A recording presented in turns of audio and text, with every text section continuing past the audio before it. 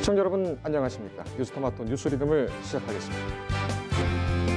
국회가 검경 수사권 조정안 등 검찰 개혁 법안을 처리를 시도 중인 가운데 검찰이 의원들을 상대로 의견 제시를 넘어 입법 로비를 하고 있다는 비판이 제기되고 있습니다. 검찰이 국회에 제시한 검경 수사권 조정안을 중심으로 뉴스 분석에서 문제점을 하나하나 짚어드리겠습니다. 북한의 미사일 도발 확대 가능성 논의를 위해 소집된 유엔 안보리 회의에서 미국은 북한의 경고 메시지를 전하면서도 협상에 유연할 준비가 되어 있다면서 협상 테이블로 올라올 것을 촉구했습니다. 이런 가운데 스티브 비건 미국 국무부 대북정책 특별대표가 오는 일요일 한국을 방문할 것으로 알려졌습니다. 성추행 여부를 놓고 진실공방이 벌어졌던 이른바 곰탕집 성추행 사건에 대해 대법원이 유죄를 확정을 했습니다. 대법원은 피해자에게 일관된 진술만으로도 유죄의 신빙성이 있다고 판단했습니다. 정부가 액상형 담배, 전자담배 성분에 대해 조사한 결과 일부 제품에서 폐질환 의심 성분이 검출됐다고 발표했습니다. 원인 규명 전까지는 액상형 전자담배 사용을 중단할 것을 강력히 권고했습니다. 오늘도 저희 뉴스 리듬팀은 시청자 여러분께서 꼭 아셔야 할 주요 뉴스를 선별해 준비했습니다. 먼저 실시간 뉴스 종합 통일 시스템 뉴스통에 이 시각 어떤 기사들이 올라와 있는지 보시겠습니다.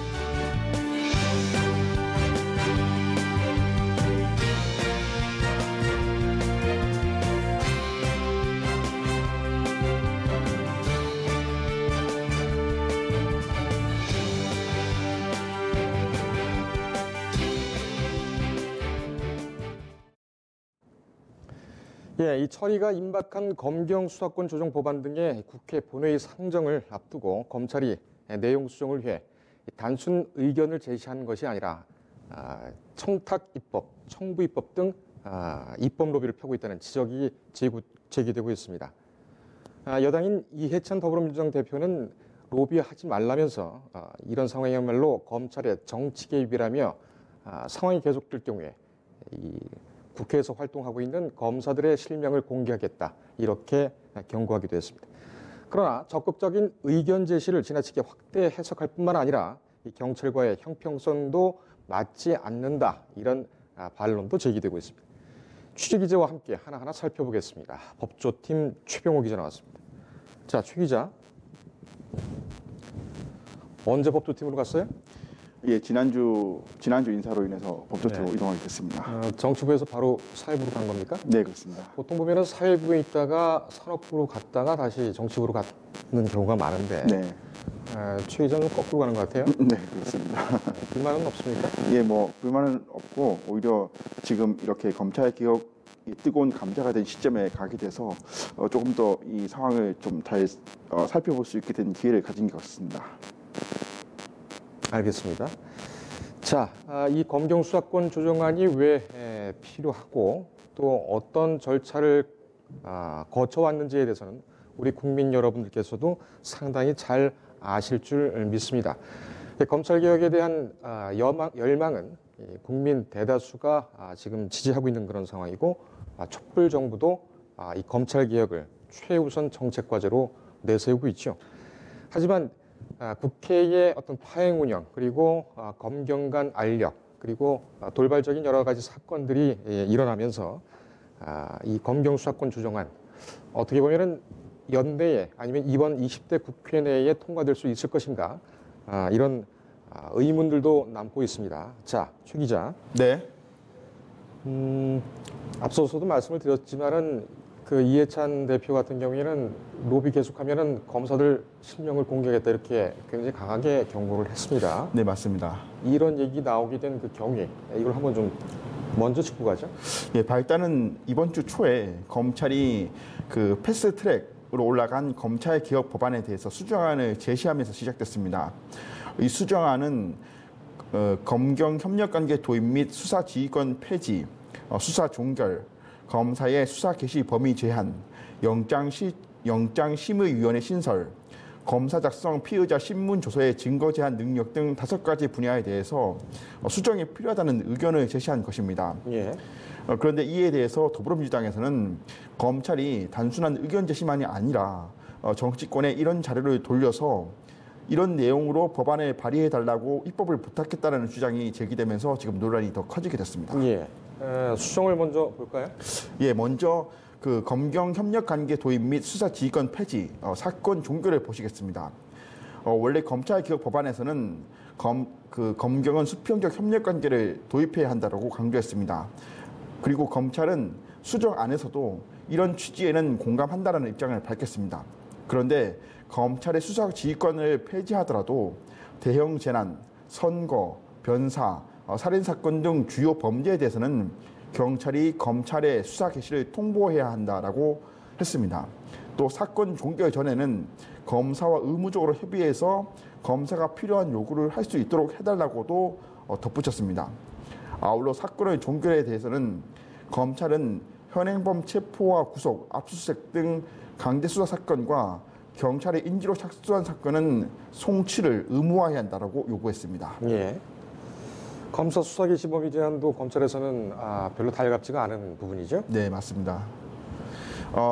검찰 개혁 법안에서는 경찰이 자체 수사한 후 기소 의견으로 송치한 사건에 대해서는 검사의 수사를 위증, 허위 감정, 증거인멸, 무고로 제한했습니다.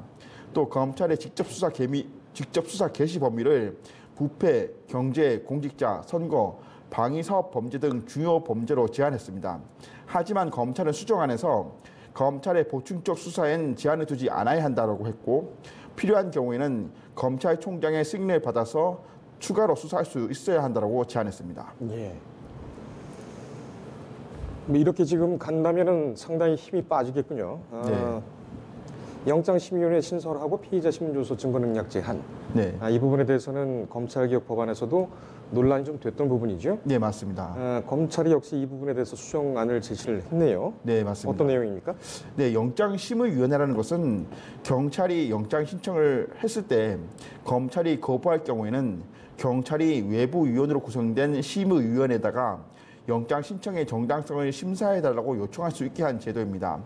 그간 경찰이 고생해서 수사하고 영장을 신청했는데 검찰에서 거부한 사례가 많았기 때문에 이를 보완하겠다는 취지였습니다. 하지만 검찰은 이 제도가 운영될 경우 경찰 편의적 제도가 될 수 있고 외부 위원들에게 영장의 정당성을 심사받는 과정에서 수사 기밀이나 개인정보가 유출될 수 있다고 우려했습니다. 예.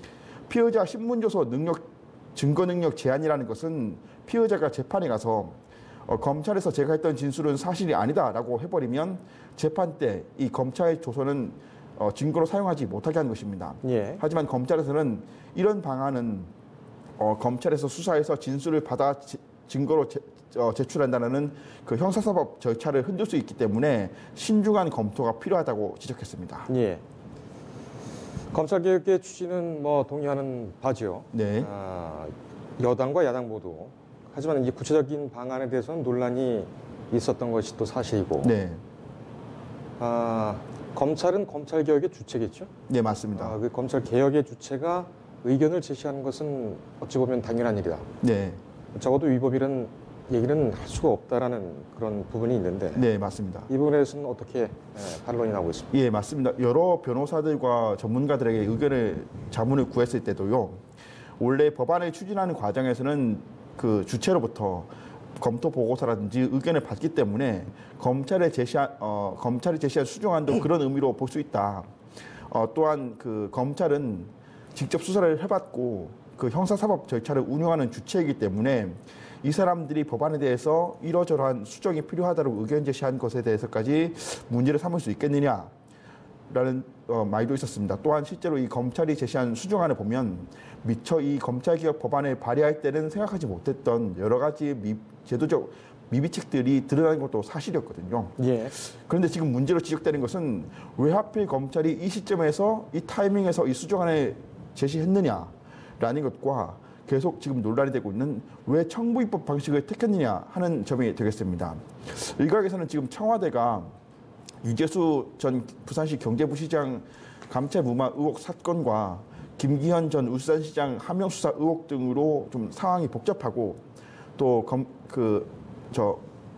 법무부 장관이 공백 상태이며 검찰개혁 법안을 지금 추진하고 있는 정치권은 총선 준비로 지금 혼란스럽기 때문에 이 타이밍을 노려서 검찰이 자신에게 유리한 방향으로 검찰개혁을 끌고 가려는 것 아니냐, 이런 지금 의혹이 제기되고 있는 상황입니다. 알겠습니다. 최 기자가 그 수사권 조정 수정안 네. 이 부분에 대해서 아주 취재를 잘 해왔는데 검찰 쪽에서는 뭐라고 항변하고 있습니다. 네, 현재 검찰에서는 공보관을 통해서 이 부분에 대해서 답변을 요청했을 때 현재 아직 검토 중인 상황이기 때문에 말을 할 수 없다라는 입장을 들었고요. 예. 예, 현재 다만 이제 검찰 출신 변호사들이라든지 법조계 관계자들에게 입장을 물어봤을 때는 그분들이 봤을 때도 다소 의견은 엇갈리는 상황이었습니다. 의견이 엇갈린다는 건 구체적으로 어떤 내용입니까? 그러니까 수사권 조정안의 구체적인 내용입니까? 아니면 지금처럼 검사들이 직접 가가지고 의원들을 만나보는 것이 잘못됐다고 하는 겁니까? 네, 말씀하신 부분에 대해서 다 지금 얘기가 나왔는데요. 일단 그 수정안에 제시한 그 행위 자체에 대해서는 정당하다는 얘기도 있었고요.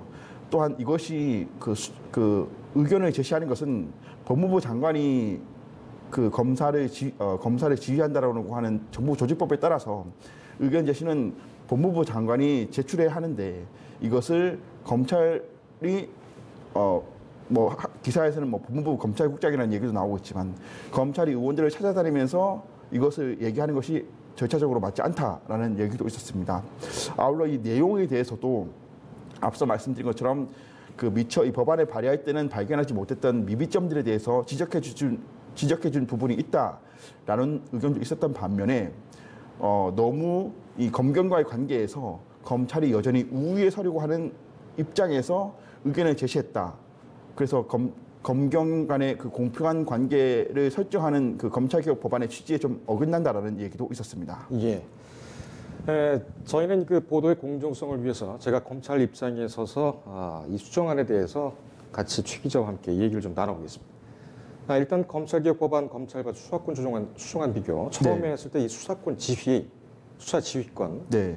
여기 보면은 검경의 수평적 협력 관계 도입에 대해서는 검찰, 경찰 다 공감을 하고 있고요. 네. 검찰의 수사 지휘권 폐지, 그리고 검찰의 송치 후 수사권, 수사보험 및 시정조치 요구권 부여. 네. 이렇게 되어 있습니다. 네. 이제 문제는 검찰의 수사 지휘권 폐지 이 부분에 대해서 이제 검찰이 얘기를 하고 있는 거죠. 네, 맞습니다. 그렇지만은 수사권 지휘를 전부 다 폐지를 하는 것, 일부 폐지하는 것 이런 것에 대해서까지 반대하는 건 아니지만 네. 검찰이 수정을 한 것은 대형 재난, 선거, 변사, 살인 사건 등 주요 범죄 이 부분에 대해서는 검찰이 수사를 할 수 있다라는 것을 그러니까 경찰이 수사 중에 검찰이 수사 개시 수사에 참여할 수 있다. 이런 얘기죠. 네, 수사를 맞습니다. 개시를 할 수 있다. 네. 그래도 경찰이 사건 종결 전에는 검찰하고 협의를 해야 된다. 이 부분 같은 경우에 증거 문제 등이 있었을 텐데 네. 가장 눈에 띄는 건 이겁니다. 대형 재난. 대형 재난 같은 경우에는 세월호 사건 같은 경우. 네, 맞습니다. 과거에도 세월호 사건이 있었을 때는 검경 합동수사단이 운영이 됐고 예. 기소를 감당을 하고 있는 검찰이 편제상으로는 우위에 섰었죠. 이렇게 되면은 검찰 같은 경우에는 앞으로 세월호 수사 같은 경우에는 개입을 못 하는데 네. 이거는 어떻게 생각합니까? 예, 맞습니다. 그런 문제들이 있어서 그 검찰의 수사지휘권을 폐지하는 것에 대해서 예외를 둬야 되는 것 아니냐라는 내용이 의견이 애초에 그 패스트트랙에 올라갔던 검찰개혁 법안에서도 계속 문제가 지적이 됐던 상황이거든요. 예. 말씀하신 대로 그 경찰의 수사력으로 또는 정보력으로 이 사건의 진상을 규명하는 데는 좀 한계가 있는 부분도 있고, 예. 그래서 검찰에서도 특수부 세 곳을 서울중앙지검 등 세 곳에 유지한다고 했던 부분이 있는데요. 그래서 검찰 수사권 폐지에 대해서 예외를 둬야 되는 것 아니냐라는 의견을 검찰이 좀 상당히 많이 수용을 해서 이런 수정안이 나온 것으로 보이고 있습니다. 예. 지금 문제는 양쪽으로 진영을 나눠서 하는 것이 아니라 네. 국민이 어떻게 하면은 국민의 인권을 보호하고 네. 국가의 재산을 보존할 수가 있느냐 이 부분이 아니겠습니까? 네, 맞습니다. 근데 이 부분 같은 경우에는 좀 계속 논란이 될 여지가 좀 있습니다. 예, 그렇습니다. 그 부분도 있고 그다음에 보충적 수사 제한을 두지 말아야 한다라는 부분, 그다음에 부패, 경제, 공직자, 선거 방위 사업 범위 등 중요 범죄로 검사의 수사 범위를 제한한다. 이 부분 같은 경우도 지금 공수처와의 관계라든지 네. 또 경찰로 지난번에는 국정원에 있는 그 국내 공안 대공 기능이 다 넘어갔죠. 그렇습니다. 이 부분과 관련해서는 너무 경찰이 비대해지는 것 아니냐 이런 비판도 있었습니다. 예, 맞습니다. 이것에 대해서는 혹시 이 수정안에 대해서 반대하는 네네. 그런 의원들이나 아니면 주로 경찰이 되겠습니다만 그쪽의 반론은 없습니까? 예, 그 부분은 제가 미처 확인을 못 해봤는데 추후에 다시 한번 더 확인을 해보겠습니다. 예, 알겠습니다. 영장심의위원회 신설을 한다는 거. 네. 이 영장 같은 경우에는 검찰이 검찰 영장 청구를 사실상 독점을 하고 있기 때문에 네. 굉장히 문제가 되는 부분이긴 한데 영장심의위원회를 신설한다는 것 자체도 어떻게 보면 수사의 비밀이 수사 보안이 유출되거나 네, 맞습니다. 신속하게 처리되어야 할 예를 들면 외국으로 도주한다든가 이런 그 시급성이 요구되는 그런 사건 같은 경우에는 적절하지 않다 이런 반론도 있어 왔습니다. 예, 맞습니다. 이 부분에 대해서는 지금 현재 법안이 계속 유지되어야 한다는 그런 입장에서는 반론이 없습니다. 예, 말씀하신 대로 이 영장을 신청하는 경찰 신청한 영장에 대해서 검찰이 거부하는 그 문제점에 대해서 계속 지적되어 온 상황에서 이 방안이 지금 거론이 된 것이 영장심의위원회인데요. 예. 사실 그전에 없었던 영장심의위원회를 신설한다는 내용입니다. 그러다 보니까 검찰과 또는 일부에서는 이것이 수사기밀을 외부로 유출하고 또 영장심의위원회는 검찰의 입장을 받아서 정당성을 판단하는 것이거든요. 그래서 경찰의 입장을 받아서 정당성을 판단하는 것이고 검찰은 입장을 표명할 수 없도록 되어 있습니다. 그런 문제점들이 있는 것이지만 일단 이 법안을 발의한 민주당 쪽에서는 영장 신청에 대해서 그 권한을 독점하고 있는 검찰의 권한을 축소하는 것이 우선이 급하다라는 판단에서 영장심의위원회 필요성을 지금 주장하고 있는 상황입니다. 알겠습니다. 지금 경찰은 어떻게 하고 있습니까? 영장심의위원회에 대한 경찰의 영장심의위원회 문제가 아니라 네. 지금 수사권 조정안이 오늘 내일 하지 않습니까? 네, 그렇습니다. 이렇게 올라가게 되면 이제 바로 표결에 들어갈 텐데. 네네. 사실 그 전부터 검찰, 경찰, 물론 법원도 마찬가지입니다. 예, 각 맞습니다. 기관 같은 경우에는 자신의 기관의 이익을 위해서 글쎄요, 그 이익만을 위해서 하면 안 되겠지만 네네. 견해의 차이는 있을 수가 있죠. 어느 것이 국민의 인권과 재산권을 보존하는 것이냐. 네네. 이 부분에 대해서는 이론이 있을 수가 있겠는데 네네. 경찰도 이 수사권 조정안에 대해서 적극적으로 의원들을 만나서 얘기하고 네네. 토론하고 제안하고 그러니까는 검찰이 지금 하고 있는 것 정도의 경찰 행위는 없었습니까? 예. 경찰에서는 아직 검찰이 이렇게 수정안을 제시하고 이른바 청부입법 의혹이 제기될 정도로 지금 의원들을 만나고 하는 것과 같은 움직임은 없었습니다. 하지만 예. 지금 이 경찰 쪽에서 이 검찰 개혁을 가장 지금 어필하고 또 검찰과 갈등 관계를 지금 형성하고 있는 사람이 이 황운하 울산 지방 경찰청장인데요. 예, 지금 대전청장이죠? 죄송합니다. 전 울산 지방경찰청에서 대전으로 옮겼죠? 네, 이 황운하 청장이 최근에 북 콘서트를 했었죠. 공무원으로서는 이례적으로 정당의 어떤 입당 의사를 밝히고 북 콘서트를 했었는데 예. 여기서 이 황 청장이 경찰의 수사 외압이 아니라 검찰의 수사 외압이라고 하면서 이 검찰의 어떤 그동안의 수사 관행에서 굉장히 비판을 많이 한 상황입니다. 알겠습니다. 이것은 여당에서는 청부 입법이라고 강하게 비판을 예. 이게 청부 입법이다. 이렇게까지 지금 강하게 비판하고 나오게 된 배경이 뭡니까? 예, 아무래도 지금 아까 앵커께서 말씀하셨지만 이 패스트트랙 법안이 지금 오늘 내일 하고 있거든요. 그러다 보니까 패스트트랙 법안 통과를 위해서는 국회의원들의 지지는 물론 국민적인 여론이 필요한 상황입니다. 그런데 지금 이 패스트트랙 법안의 어떤 제도적 미비점에 대해서 이 검찰이 지적하고 나선 것에 대해서는 이 여당으로서는 상당히 불쾌해하는 느낌이고 자칫 이것으로 인해서 검찰개혁법안 다시 좀 봐야 되는 것 아니냐라는 여론이 형성되는 것을 지금 차단하려고 하는 뜻에서 좀 강경하게 대처하고 있는 모습으로 보입니다. 예. 계속해서 좀 반대되는 그런 질문을 좀 하겠습니다. 네. 지금 이렇게까지 해서 뭐 입법을 하고 또 수도권 조정안을 적극적으로 개진을 하고 타이밍이 문제라고 했는데, 네. 근데 이 수도권 조정안, 그다음에 공수처법, 다시 말하면 검찰개혁법, 이거 조국 민정수석이 민정수석 당시에 다 만들어놨던 거죠? 네, 맞습니다. 그래서 이제 추진을 했고, 법무부 장관이었던 박상기 장관, 그리고 안행부 장관이었던 행안부 장관이었던 김부겸 장관, 이렇게 모여서 뭐 발표를 했었습니다. 네, 맞습니다. 근데 당시에는 검찰이 패싱을 당했다. 그러니까는 실무자의 입장이 전혀 반영이 안 됐다는 그런 논란은 계속 있었죠. 네, 그렇죠. 그 후에는 이것이 반영이 안 된 거 아닙니까? 예, 맞습니다. 그런 반영이 안 됐다는 의견에 따라서 검찰이 지금에 나서도 수정안을 제시한 것이다라는 그런 반론도 있었습니다. 알겠습니다. 정부 입법 문제 자체의 절차적 문제는 뭐 피할 수는 없는 것 같습니다. 예. 어떤 지점들이 지금 지적이 되고 있습니까?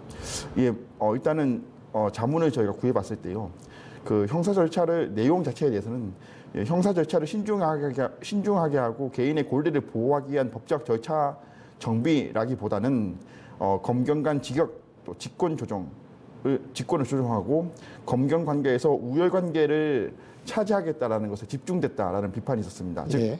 검찰 개혁을 하더라도 여전히 검경 관계에서 검찰이 권력을 놓지 않겠다라는 그런 의도를 비췄다라는 지적입니다. 예. 또한 검찰이 그 수정안을 그 국회에 제공해서 의원 발의를 추진했다라는 그런 의혹에 대해서는 앞서 말씀드린 것처럼 정부조직법과 검찰청법에 맞지 않는다라는 얘기가 나왔습니다. 예. 두 법에서는 법무부 장관은 검찰 사무의 최고 감독자로서 일반적으로 검찰을 지휘 감독한다라고 되어 있고, 검찰은 직무를 수행할 때 정치적 중립을 지키고 정치 운동에 관해서 안 된다라고 명시됐다는 설명입니다. 즉 검찰개혁 법안에 대해서 수정이 필요하다면 법무부 장관이 취임한 이후에 법무부 장관이 국회를 통해서 그리고 정부 여당을 통해서 발의를 하면 된다. 그런데 법무부 장관이 취임도 하기 전에 검찰이 여당도 아닌 야당을 찾아가서 입법을 요청한 것은 정치적 행위다라는 분석이었습니다. 알겠습니다. 이 부분에 대해서는 지금 장관이 임명되기 전에 네. 해당 법안이 통과되는 것이 먼저 순서상 지금 먼저 이렇게 진행되고 있는 것 아니냐, 이런 네, 반론이 맞습니다. 또 있을 것으로 생각이 됩니다. 이 부분에 대해서는 뭐 오늘 내일 연말까지 계속 좀 논란이 이어지겠죠. 네, 맞습니다. 그리고 이 부분에 대해서 또 입법이 되고 공포가 되더라도 또 이후에는 실효성이라든지 네. 이거 위헌성이라든지 이런 부분과 관련해서는 또 논란이 계속 이어질 것으로 이렇게 또 생각이 듭니다. 예. 여기까지 들을까요? 예. 제가 끝나기 전에 앞에서 말씀 못 드린 게 있어서 한 말씀만 드리면 사실 제가 이제 이 기사를 검찰 개혁 법안 수정안에 대해서 어떤 문제점들이 있을까, 어떤 법리적 절차의 정당성은 무엇일까라는 취지에서 취재를 하다 보니까 다소 이 수정안에서 비판적인 입장을 견지했는데요. 한 변호사는 이렇게 얘기를 했었습니다. 이 검찰 개혁을 하는 데 있어서 검찰 개혁 주체가 소외되어서 개혁이 진행된 것이 사실 아니냐. 그리고 앞서 조국 장관이 사퇴를 밝힌 이후에 장기간 법무부 장관이 공백인 상황에서 검찰이 그러면 어떤 경로를 통해서 의견을 제시해야 맞았겠느냐. 그렇기 때문에 이 검찰의 수정안 제시에 대해서 너무 삐딱하게만 보는 것은 좀 무리가 있다. 이런 이야기도 있었습니다. 예, 알겠습니다. 글쎄 요즘 뭐 법조 기자들 욕을 많이 먹는데 저희는 이제 보도 목적상 객관성과 공정성을 좀 기하기 위해서 제가 오히려 좀 강하게 좀 비판을 하는데, 네. 그러니까 수사권 조정안에 대해서 비판하는 그런 입장에서 좀 취했습니다. 자, 여기까지 할까요? 네. 예, 고생했습니다.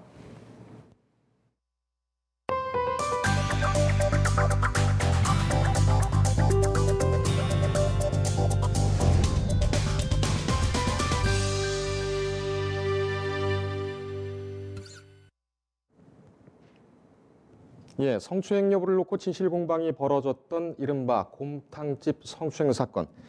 대법원이 유죄를 확정을 했습니다. 대법원은 피해자의 일관된 진술만으로도 유죄의 신빙성이 있다고 판단을 했습니다. 워낙 사회적으로 파장이 컸고 논란이 컸던 사건이라서 리포트와 함께 전문가의 깊이 있는 해설을 준비를 했습니다. 먼저 저희가 준비한 리포트부터 보시겠습니다. 정혜훈 기자입니다.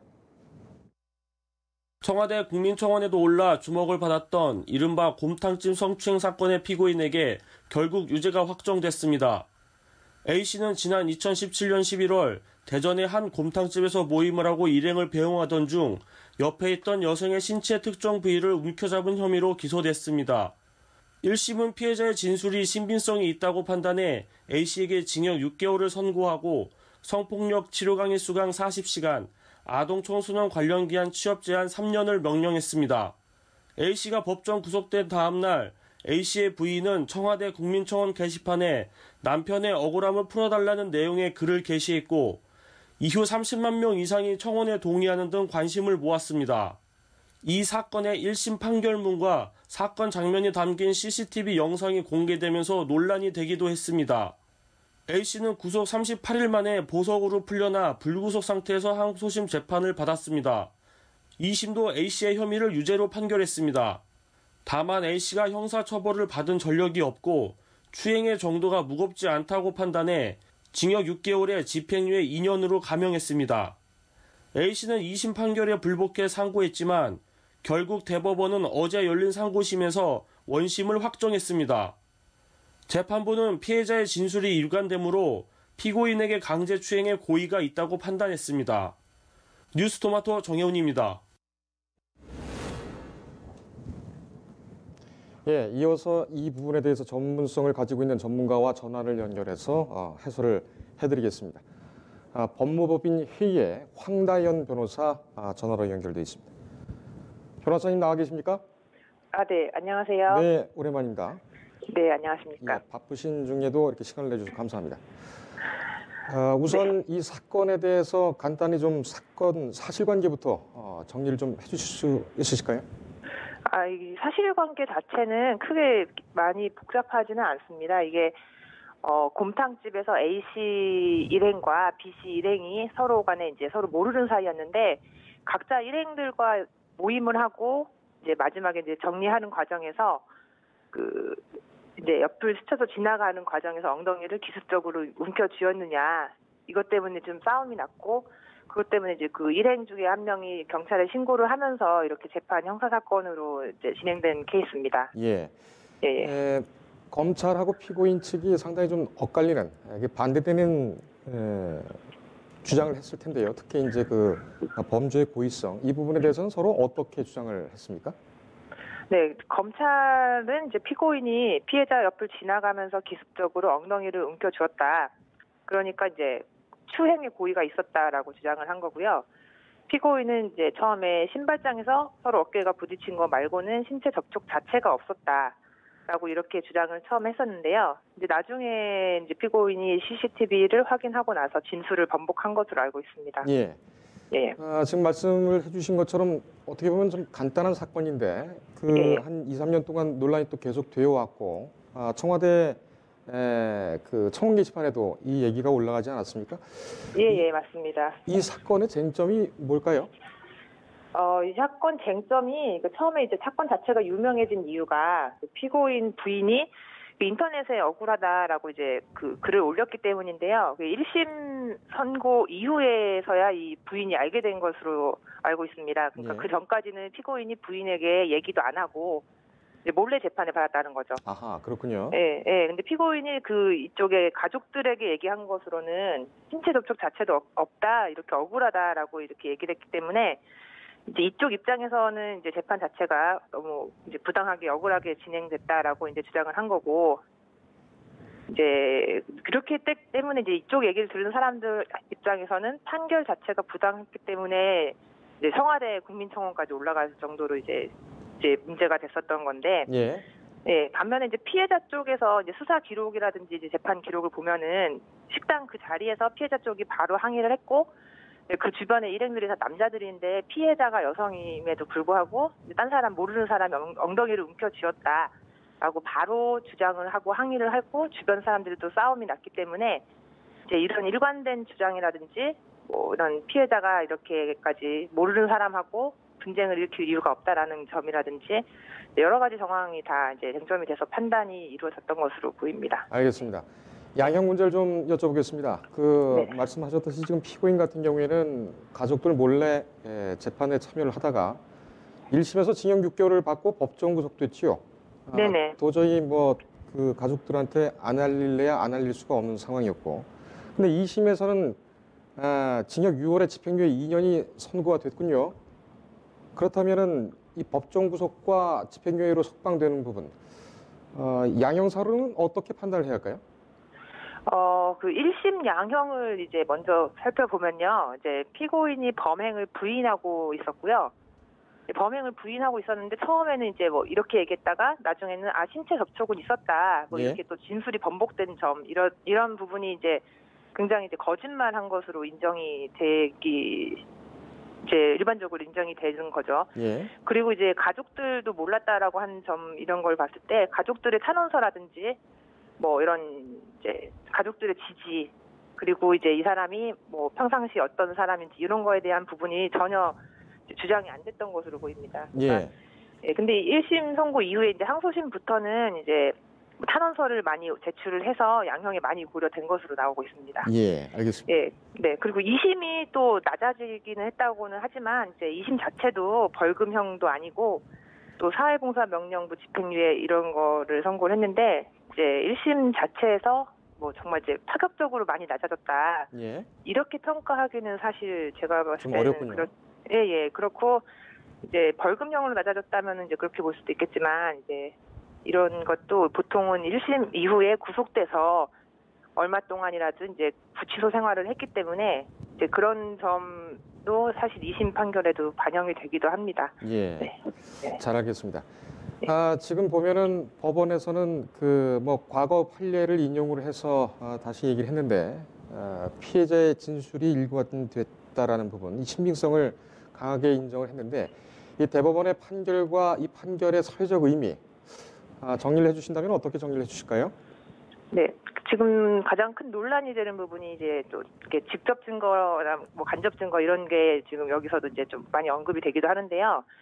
우리가 흔히 증거라고 말하는 그 혈흔이라든지 지문 이런 것도 사실상은 간접 증거에 해당하거든요. 예. 예, 그래서 이 사건 자체도 이제 피해자 진술이랑 CCTV 영상이 있으면은 이제 그 정도로도 증거로서 충분하고 이제 유죄 판결을 한 거에 대해서 크게 이제 문제가 없고 신뢰를 할 수 있는 부분이 있는데 지금 이제 이렇게까지 사회적으로 문제가 타급 효과가 있었다는 부분은 그 가해자 부인이나 가해자 지인이 계속해서 이제 주장을 인터넷에 올리고 청원을 올렸던 부분에서 많은 사람들이 마치 증거가 없는데도 유죄 판결한 것처럼 예. 재판 자체를 신뢰하지 않았다. 이런 게 저는 사회적으로 좀 문제가 있는 부분이라고 생각을 하거든요. 예. 그러니까 사법부의 재판이 그만큼 이제 일반인들 사이에서 신뢰를 잃은 부분도 이런 논란의 한 이제 원인이 될 수 있다라고 생각을 하고 있습니다. 예. 네. 알겠습니다. 예. 여기까지 얘기 듣겠습니다. 시간 내주셔서 감사합니다, 변호사님. 예, 감사합니다. 예. 예. 법무법인 회의의 황다연 변호사였습니다. 그러니까는 국민청원 게시판에 여러 가지 글들이 올라가고 있는데 이 사법부의 판단, 정당한 판단까지 뒤집으려는 그런 어떻게 보면 사법부 경시 현상이라고 할까요? 이런 부분에 대해서는 좀 경종을 울리는 그런 판결이 아니었나 이렇게 또 생각이 됩니다. 자, 다음 소식을 전해드리겠습니다. 이 북한의 미사일 도발 확대 가능성 논의를 위해서 소집된 유엔 안보리 이사회의에서 미국은 북한에 경고 메시지를 보내면서도 이 협상에 유연할 준비가 됐다면서 협상 테이블로 올라올 것을 촉구했습니다. 이런 가운데 스티브 비건 미국 국무부 대북정책 특별대표가 오는 일요일 한국을 방문할 것으로 알려졌습니다. 북한이 설정한 연말 시한을 앞두고 막판 협상에 기대감이 높아지고 있습니다. 보도에 한동인 기자입니다. 북한의 미사일 도발 확대 가능성 논의를 위해 소집된 유엔 안보리 회의에서 미국은 북한의 경고 메시지를 전하면서도 협상에 유연할 준비가 됐다며 협상 테이블로 올라올 것을 촉구했습니다. 북한이 설정한 연말 시한을 앞두고 막판 협상에 기대감이 높아지고 있습니다. 현지 시간으로 11일 소집된 유엔 안보리 회의는 최근 북한이 발표한 중대 실험과 추가적 도발 가능성에 대한 논의가 이어졌습니다. 당초 이날 회의는 강력한 대북 압박 메시지가 나올 것으로 전망됐지만 회원국의 공동성명이나 추가 제재에 대한 발표는 없었습니다. 미국이 연말 시한을 앞두고 북미 협상의 길을 열어뒀다는 평가가 나옵니다. 다만 미국은 이번 회의에서 북한에 대한 분명한 경고 메시지도 전했습니다. 켈리 크래프트 유엔 주재 미국 대사는 단거리 탄도미사일에 대해서도 유엔 대북 제재 결의의 명백한 위반이라고 지적했습니다. 그는 또 북한이 적대 행위를 계속한다면 안보리는 응분의 행동을 할 준비가 돼 있다라고 경고하기도 했습니다. 그러면서도 우리는 접근하는 방식에서 유연할 준비가 돼 있다라며 북한의 입장 변화를 촉구하고 나섰습니다. 이런 가운데 스티븐 비건 대북 특별대표의 15일 방안에 이목이 집중되고 있습니다. 북한이 제시한 1차 분기점인 성탄절이 일주일여 앞으로 다가오면서 북미 대화의 필요성이 거론되고 있기 때문입니다. 비건 대표의 이번 방문에 주목할 만한 점은 중국, 일본 등 아시아 국가를 경유하지 않고 전례 없이 한국만을 방한한다는 점입니다. 귀국 날짜 역시 정해지지 않았습니다. 때문에 이번 방안이 북미 대화 재개를 위한 움직임이라는 해석이 나옵니다. 비건 대표가 방한하면 북한 측과 판문점 접촉이 기대되고 있습니다. 하지만 미국이 새로운 셈법을 제시하지 않는다면 북한이 이에 응하지 않을 것으로 보입니다. 때문에 비건 대표의 이번 방안에서 어떤 협상 카드가 등장하게 될지 주목됩니다. 뉴스토마토 한동인입니다.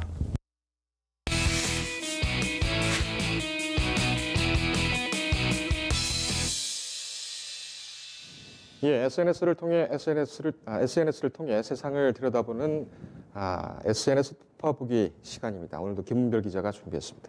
자, 김 기자. 네. 오늘은 어떤 소식들을 가져왔습니까? 네, 첫 번째로는 황교안 자유한국당 대표가 이제 패스트트랙 상정을 앞두고 이제 비판하는 글을 올렸는데요. 그 부분을 살펴봤습니다.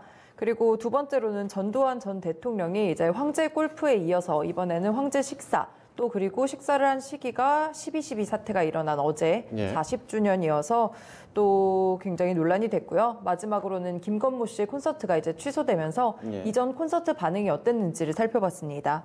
첫 번째 소식부터 볼까요? 네, 더불어민주당과 바른미래당 당권파, 대한신당 그리고 정의당 그리고 민주평화당이 선거법과 공수처법에 대한 패스트트랙 상정을 예고했는데요. 국회 본회의에 이제 곧 상정될 것으로 보입니다. 이 황교안 자유한국당 대표가 오늘 오전 페이스북을 통해서 강하게 반발을 하고 나섰습니다. 황 대표는 단식을 하고 농성하고 장외 집회고 할 것이라며 죽기를 각오할 수밖에 없는 투쟁, 그것을 멈출 수 없는 현실이 너무나 참담하다라고 했는데요. 이 권력의 불나방 같은 세력들을 보라, 자유민주주의를 뒤덮어버리려고 하는 잡초 같은 세력이라며 공수처법과 선거법을 2대 악법이라고 규정하며 쿠데타가 일어날 것이라고 했습니다. 또 내일 오후 1시에 광화문에서 있을 이제 집회에 지지자들에게 참여를 해서 함께 싸우자, 이런 메시지도 남겼는데요. 이 댓글 반응이 이전과 조금 달라져가지고 좀 살펴봤습니다. 물론 이제 대부분이 지지자들이 다는 댓글이다 보니까 옹호하는 댓글들이 당연히 줄을 이루고는 있는데요. 일부 지지자들이 맹목적 지지보다 약간 우려의 시선이나 좀 실질적인 대책을 내놔라, 이런 좀 부정적인 의견을 달았습니다. 이전과는 달리 약간 지지층들 사이에서도 살짝 의견이 좀 갈리는 모양새입니다. 그 부분이 좀 주목이 되는군요. 네. 그리고 지금 방금 들어온 소식에 따르면은 민주당이 오늘 오후 선거법을 이제 그 패스트트랙 법안을 본회의에 올리겠다고 확정을 했고, 한국당을 뺀 이른바 4+1 이 공주 체제도 동의한다, 조율된 법안이다라고 입장을 밝힌 것으로 지금 전해지고 있습니다. 한국당은 필리버스터를 강행하겠다고 지금 반발하고 있는 그런 상황입니다. 네. 황교안 대표의 소식은 여기까지입니까? 네, 여기까지입니다. 이런 글을 올렸더라고요. 오늘 오전에요. 예. 황교안 대표 지금 보면은 수염을 기르고 있던데, 수염. 그거 왜 기른다고 합니까? 글쎄요, 그 부분은 알아보지 못했습니다. 알겠습니다. 네. 지금 바쁘니까는 못 갖고 있겠죠. 예. 두 번째는 뭡니까? 네, 이만솔 정의당 부대표가 전두환 전 대통령이 12.12 사태 40주년인 어제 서울 강남 한 고급 중식당에서 오찬을 가졌다며 기자회견을 했었습니다. 임 부대표는 오늘 해당 유튜브 영상까지 업로드를 했는데 잠시 후 그 정경유톡 시간에서 본다고 하네요. 네, 해당 영상에는 전 대통령이 같이 한 자리에 술이 좀 다수 있었고요. 임 부대표가 나가는 길에 이제 12.12 사태가 일어난 날에 이러시는 게 맞냐 이런 의문을 제기하자 자리에 있던 한 사람의 부인으로 추정되는 분이 소위 입틀막이라고 하는데요. 부대표의 입을 틀어 막았습니다. 그래서 저는 SNS의 반응을 살펴봤는데요. 박원순 서울시장이 비판의 글을 올렸습니다. 이 전 재산이 29만 원이라며 1,000여 원의 추징금을 내지 않고 버티면서 1인당 20만 원 상당의 샥스핀 코스 요리에 와인까지 도대체 이 여윳돈은 어디서 난 겁니까? 라고 의문을 제기했는데요. 그 광주 학살에 대해서는 모르쇠로 일관을 하고 있고 5.18 재판에 대해서는 알츠하이머병 때문에 이제 출석을 하지 못한다고 했기 때문에 이런 뻔뻔하고 몰상식한 망동을 계속할 수 있는지 기가 막히다라고 했습니다. 광주 시민과 국민은 다시 한번 큰 상처를 입었다 이런 말도 남겼죠. 알겠습니다. 이 전두환 씨의 이 황제 식사에 대해서는 잠시 후 정경유톡 시간에 이종훈 박사와 함께 심층적으로 보도를 해드리겠습니다. 자, 세 번째 소식이 있죠. 네, 가수 김건모 씨의 콘서트가 이제 취소됐습니다. 데뷔 25주년 콘서트였는데요. 이 콘서트를 제작한 측도 이제 환불 조치를 진행하겠다고 밝혔고요. 김건모 씨가 현재 이제 성폭행 의혹을 받고 있는데요. 피해자라고 주장하는 여성이 고소장을 제출을 했고, 김건모의 소속사 건음기획이 고소한 여성을 오늘 이제 무고죄로 맞고소했습니다. 네, 이런 상황에서 콘서트 강행이 우려라는 말이 나왔는데요. 당연한 수순으로 취소된 것으로 보입니다. 실제 지난 7일에는 이제 6일 날 보도가 나온 뒤에 7일에 콘서트가 좀 강행이 됐었는데요. 이 트위터에 콘서트 후기들이 좀 올라와 있어서 살펴봤습니다. 어떤 네티즌은 이제 콘서트 자체가 늦게 시작하더니 성의 없는 동요 몇 곡을 부르고 노래도 제대로 부르는 것도 없었고 애드립도 심했다고 말을 했는데요. 또 콘서트 자체도 원래는 150분으로 예정이 돼 있었는데 한 30여 분 단축된 120여 분의 노래만 하고 이제 관계자가 나와서 이제 콘서트가 끝났다 이런 식으로 이제 콘서트가 마무리됐다고 합니다. 네. 인천에서 있었던 일입니까? 네, 송도에서 있었던 콘서트입니다. 네. 아마 그 영상이 그 게시가 돌고 있을 텐데 만약에 진짜 저렇게 했다면은 상당히 좀 실망스러운 부분이군요. 네, 그렇습니다. 네, 알겠습니다. 김건모 씨 사건에 대해서는 계속 저희가 밀도 있게 보도를 해드리겠습니다. 여기까지입니까? 네, 오늘은 여기까지 준비했습니다. 고생했습니다. 네. 예, 다음 소식입니다. 정부가 액상 전자담배 일부에서 폐암을 유발할 수 있는 유해 성분이 검출됐다고 발표를 했습니다. 원인이 확실히 밝혀지기까지는 사용을 자제해달라는 권고를 강하게 했습니다. 보도에 차오름 기자입니다. 정부가 액상형 전자담배 성분에 대해 조사한 결과 일부 제품에서 폐질환 의심 성분이 검출됐다고 밝혔습니다. 원인 규명 전까지는 액상형 전자담배 사용 중단 권고 조치를 유지하기로 했습니다. 식품의약품안전처는 12일 국내 유통되는 153개 액상형 전자담배에 대해 대마 유래 성분, 비타민 E 아세테이트, 가양물질 등 7개 성분을 분석한 결과를 발표했습니다. 분석 결과 THC는 모든 제품에서 검출되지 않았지만 일부 제품에서 비타민 E 아세테이트와 폐질환을 유발할 수 있다고 보고된 가양물질이 검출됐습니다. THC가 모든 제품에서 검출되지 않은 점에 대해서는 미국과 달리 국내에서 마약의 일종인 대마 사용이 금지되어 있기 때문으로 추정했습니다. 비타민 E 아세테이트는 총 13개 제품에서 0.1에서 8.4 ppm의 범위로 검출됐습니다. 정부는 식약처 분석 결과를 바탕으로 현재 액상형 전자담배 사용 중단 강력 권고 조치를 인체 유해성 연구가 발표되는 내년 상반기 전까지 유지하기로 했습니다. 뉴스토마토 차오름입니다.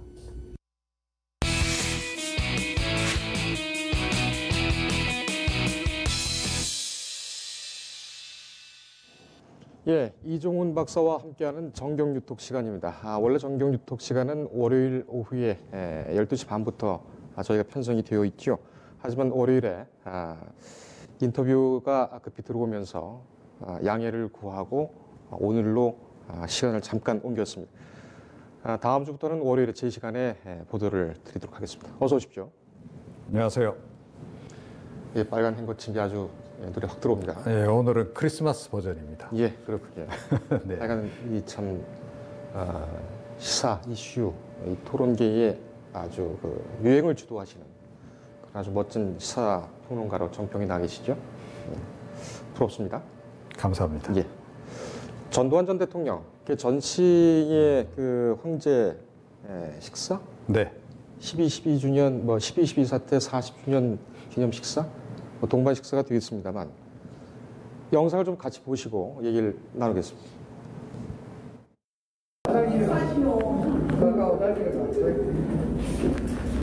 정의당 부대표 이만솔입니다.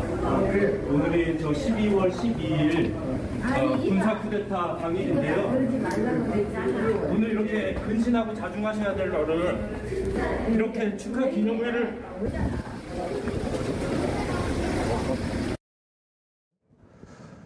공교롭게 12월 12일인 줄 몰랐다. 시간을 맞추다 보니까 그날만 시간들이 다 비어있더라. 이런 것이 전시 측의 설명입니다. 이것에 대해서는 어떻게 생각하십니까? 궤변이라고 봐야죠. 그러니까 뭐 그날을 그날인지 모를 리는 없는 분들 아니겠습니까? 예. 본인들에게는 뭐 가장 중요한 어떻게 보면 축하를 해야 될 그런 날이기도 하고 예. 그래서 아마 12월 12일로 잡았을 텐데 그 부분에서도 역시 좀 당당하지는 못하네요. 네. 뭐 전두환 전 대통령 하면 뭐 당당함의 표상인 것처럼 이 얘기를 했는데 최근 들어서 보이는 일련의 행보를 보게 되면 별로 좀 당당치 못하다. 예. 얼마 전에 뭐 골프장 회동하는 모습도 좀 뭐 화면을 탄 적이 있고 예. 또 거의 연이어서 지금 이렇게 황제 식사라고 말씀하셨습니다만 황제 만찬이 더 적절할 것 같기도 한데요. 예. 그런 자리까지 가졌는데 당당하게 아니 우리로서는 그날 축하할 수밖에 없었다라고 그냥 당당하게 밝히면 될 일을 왜 이렇게 숨어서 뭐 하듯이 이렇게 하는지 좀 납득이 가지 않고요. 그러면서도 지금 16일 날 있는 그 재판에는 불참하겠다. 예. 칭병을 하면서 계속 지금 그러고 있는 거 아니겠습니까? 예. 네. 어이가 없는 것이 그 지금 말씀하신 것처럼 그 알츠하이머 때문에 재판에는 나갈 수가 없다.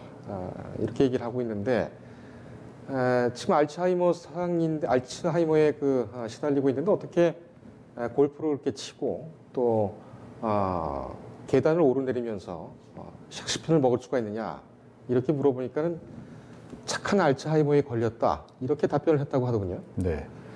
그거 역시 좀 어떻게 보면 국민 염장 지르는 발언 아닌가요? 예. 예. 국민들이 본인에 대해서 얼마나 지금 지금 분노하고 있는지 그걸 정말 제대로 모르는 것 같고 예. 그리고 뭐 한때 군에서 뭐 그렇게 오랫동안 재직하셨고 게다가 뭐 전직 대통령 아닙니까?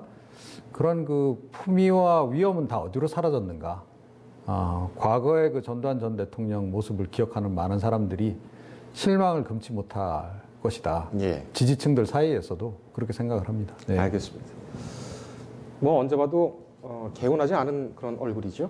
예. 아직까지 그 추종자들은 각하 영부인 이렇게 부르고 있어서 실소가 나기도 합니다. 본론으로 바로 들어가서 좀 저희가 준비한 것이 이 문재인 정부 2년 동안 2천조 원이 올랐다. 이 뭐가 2천조 원이 올랐습니까? 이제 경실련의 이제 그 발표 내용입니다. 예, 이 부분을 좀 밀도 있게 하죠. 이게 지금 요즘에 그 가장 좀 핫하기도 하죠. 그러니까 경실련, 그러니까 경제정의 실천 이제 시민연합 측에서 지난 3일에 이제 그 현 정부의 부동산 정책에 대해서 이제 약간 부적절성 또는 실패 이런 부분들을 지적을 하는 과정에서 예. 이걸 이제 통계치를 이제 들고 나온 겁니다. 예. 전국의 뭐 실제 그 실거래가 기준으로 그 토지 가격 다 이렇게 조사를 해봤더니 2,000조나 올랐더라. 네. 예, 문재인 정부 3년 동안 이제 그 내용인 거고요. 예. 그러니까 뭐 이쪽의 추정은 작년 말 기준으로 국내 땅값이 1경 1,545조 원인데 예. 그런데 이제 문재인 정부 2년 동안에 한 2,000조 정도가 이제 올랐다는 이제 주장인 거고요. 여기에 대해서 또 국토부가 이례적으로 뭐 3일 또 4일 잇따라서 지금 이제 좀 그것에 대해서 반박하는 그런 또 논평을 내놓으면서 지금 굉장히 좀 뜨겁게 달아오르고 있는 그런 상황인데요. 예. 국토교통부에서는 이제 한국은행 그 대차대조표를 기준으로 해서 문재인 정부 들어서 한 1,076조 정도 올랐다라고 지금 이제 이야기를 하고 있는 그런 그 상황입니다. 그런데 사실은 1,076조 오른 것도 많이 오른 거죠. 그렇죠. 네. 네. 지금 뭐 수치가 일경 뭐 이렇게 나오니까 참 생경합니다. 네. 뭐 어느 쪽이 맞는가를 떠나서 일단은 1,700조가 이상 넘게 올랐다는 것은 확인이 된 셈이군요. 김수현 정책실장, 네. 아파트 값이 많이 올랐다. 이 부분이 상당히 좀 주목받고 있습니다. 네. 얼마나 그래서 이제 올랐습니까? 경실련이 또 연이어서 이제 청와대 내지는 이제 정부의 부동산 정책의 부적절성을 이제 공격하는 과정에서 나온 이제 일이라고 이제 봐야 될 텐데요. 전현직 청와대 참모진들의 부동산 인상 그 현황 자료를 또 공개를 한 거죠. 예. 그랬더니 이제 김수현 이제 전 정책실장 같은 경우에 이제 과천에 이제 아파트가 있는데 네. 그게 한 10억 원 가까이 올랐다는 거예요. 네. 9억 원 정도 하던 것이 이제 뭐 재개발 이런 이제 호재들이 이제 불거지면서 이제 19억까지 이제 오른 건데. 예. 그 이외에도 이제 다른 그 청와대의 부동산을 가지고 있는 아파트, 오피스텔을 가지고 있는 상당수의 전현직 그 참모진들의 아파트 가격이 대폭 올랐다. 네. 그렇게 이제 지적을 하고 나선 거고요. 여기에 대해서 청와대가 그거는 그러니까 부분일 뿐이다. 그거를 뭐 전체 로 좀 일반화시켜서는 곤란하다라고 이제 해명을 했는데 예. 여기에 대해서 또 경실련이 아니다. 우리는 전수조사한 거다. 전수조사한 거기 때문에 이걸 뭐 부분의 일로 치부해서는 안 된다라고 또 재반박을 하고 있는 예. 그런 상황인데요. 그런데 뭐 청와대 참모진들만 부동산 가격이 오른 건 아니고 그러니까 주요 지역의 아파트나 뭐 이런 오피스텔 가지고 계신 분들은 다 체감하고 계실 겁니다. 그리고 실제로 또 전해 듣는 얘기도 많으실 텐데 문재인 정부 들어서 많이 오른 건 맞고 특히 강남 지역 같은 경우에는 꽤 많이 올랐죠. 그리고 이제 김수현 전 그 정책실장 같은 경우에 왜 또 특히 또 논란이 되냐면 예. 이분이 문재인 정부 들어서 부동산 정책을 청와대에서 총괄을 한 분입니다. 예. 그래서 반드시 부동산 잡겠다. 예, 뭐 우리 정부에서는 절대 실패하지 않는다. 라고 계속 주장을 해 오면서 부동산 관련 대책을 무려 17차례나 내놓은 그 이제 주역이라는 거예요. 예. 그 주역이 정작 본인 이제 땅값은 그렇게 오르고 부동산 가격이 오르니까 이제 경실련의 얘기는 뭐냐면 청와대 참모진들이 지금 현실을 제대로 파악하고 있는 거냐. 그리고 지금 당신네들이 내놓은 대책이 정말 적절했느냐. 그걸 좀 되짚어봐라. 라고 지금 그런 차원에서 이번에 이제 문제 제기를 한 거죠. 알겠습니다. 반대로 집값이 떨어졌다는 참모들은 없습니까? 뭐 개중에 있을 거라고 봅니다. 그런데 실제로 떨어진 곳이 그렇게 많지는 않아요. 그러니까 지방 같은 경우에도 떨어진 곳보다는 이제 부분적으로 그 각 지역에도 보면 좀 이제 서울의 강남 같은 그런 구역들이 있잖아요. 예. 부산시에도 뭐 어느 지역, 뭐 광주에도 어느 지역, 뭐 이런 지역들이 있는데 그런 지역들은 사실은 다 많이 올랐습니다. 다 많이 오른 거고 그러다 보니까 그 주변 지역도 이제 덩달아서 오르고 그러니까 예를 들어서 서울 지역 같은 경우에도 강북 지역이 먼저 오르니까 이제 강남권이 먼저 오르니까 비강남권, 그러니까 강북 지역도 덩달아 오르는 이제 그런 그 경향성을 나타내고 있는데 예. 이게 사실은 전국적인 지금 현상으로 지금 이제 나타나고 있는 알겠습니다. 그런 상황인 거죠. 네. 부동산 가격 잡겠다고 했는데 뭐 못 잡고 있는 것이 뭐 어떻게 보면은 시장에서 나오는 평가입니다. 네. 보유세를 인상해야 된다 이런 주장도 나오고 있습니다. 어떻게 보십니까? 예, 그거는 아마 적극 고려를 좀 해야 할 것으로 이렇게 생각이 됩니다. 그러니까 문재인 대통령이 지난번에 이제 국민과의 대화할 때 그 질문이 나왔어요. 어떤 한 시민이 이제 나와서 양도소득세는 오히려 낮추고 보유세를 오히려 높여서 집 가진 사람들이 빨리 집을 팔도록 두 채, 세 채 가진 사람들이 팔도록 해야 되는 거 아니냐. 그래야 이제 집 없는 사람도 집 살 기회가 늘어나고 또 부동산 가격도 잡히는 거 아니겠느냐라고 질문을 했는데 예. 거기에 대해서 이제 문재인 대통령이 한 발언이 약간 논란이 되긴 했었죠. 그러니까 이번 정부 부동산은 우리가 좀 이제 자신 있다고 이제 장담할 수 있다라고 좀 말씀을 하시는 바람에 예. 대통령이 과연 이 지금 현황에 대해서 제대로 보고받고 있나 이런 이제 의문도 있었고 네. 또 질문자의 질문 의도를 정확하게 파악 과연 했는가 그리고 그와 동시에 그 질문자야말로 오히려 지금 부동산 정책의 핵심을 꿰뚫고 있는 거 아니냐 이런 이제 지적들이 많이 나왔었고요. 그런 관점에서 이제 뭐 지금 정부 차원에서도 아마 고민은 할 것으로 생각되는데 하려면 빨리 해야 되는 거죠. 지금 이제 경실련 쪽에서도 보유세 인상과 더불어서 지금 이제 어찌됐건 이제 거래세와 관련한 부분은 좀 낮춰라 그런 주장을 하고 있습니다. 알겠습니다. 내년 총선에서 또 이게 민심이 또 반영이 되겠죠. 서울 지역이라든가 경기도권역을 중심으로 해서는 아마 이 부동산 대책 부분이 상당히 민감하게 표심에 적용을 할 것으로 이렇게 생각을 합니다. 알겠습니다. 그게 또 하나의 관전 포인트군요. 네. 오늘 여기까지 듣겠습니다. 고맙습니다. 네. 이종훈 박사와 함께했습니다. 저희 뉴스리듬 팀이 준비한 뉴스는 여기까지입니다. 시청해주신 여러분 고맙습니다.